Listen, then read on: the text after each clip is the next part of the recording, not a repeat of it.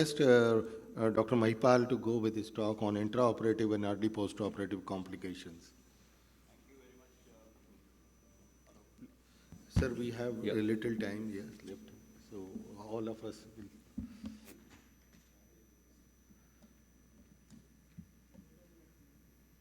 क्या है?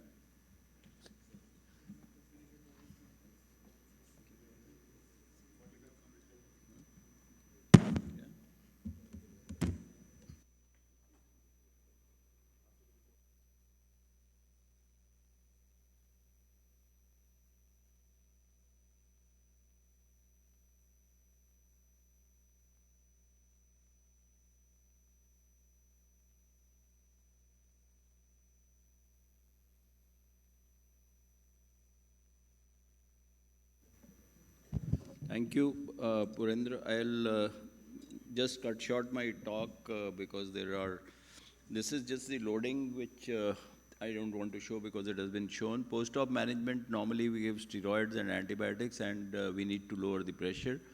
But when you are looking at the post-op, you need to evaluate the visual acuity, do a slit lamp examination, look at the vault, IOP, and centration and positioning. So this is what shows you a good, well-centered ICL with a good vault that is there.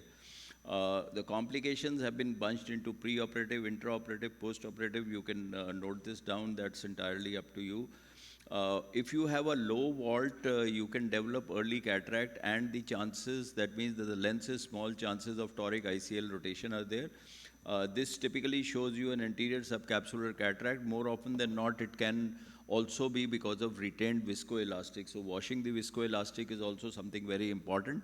Now that you have a central flow, the central hole can also be used for though Bartha has said you should not push it very hard, but you can still do a gentle wash from the central hole and remove it. I normally don't prefer to go below the ICL to remove the viscoelastic.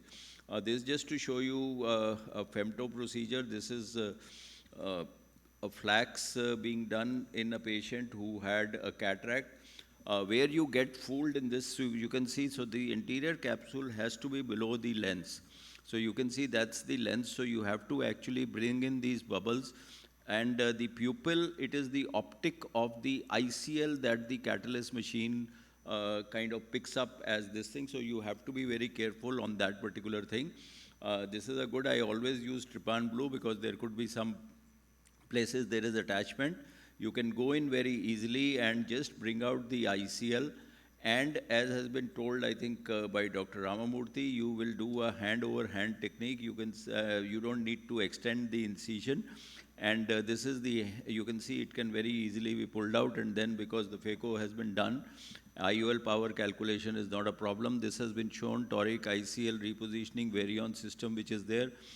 This was a patient of raised intraocular pressure, which is basically you can have a lot of pigment dispersal, you can have vaulting problems, you can have a pupillary block that can cause, so because of shortage of time, I'm just running through the slides. So these are the basic causes why you can have the pressure high, but it's always, all of you must be having an OCT.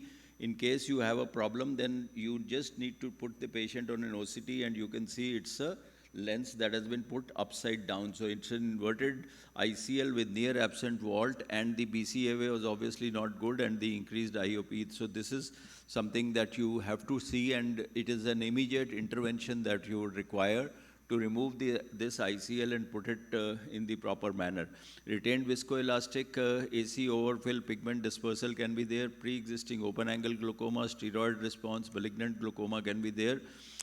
Then also pressure can rise if case there is a high vault. Again, you see that the OCT that you have, this is a higher vault. So typically 750 is kind of the upper limit that you want to have.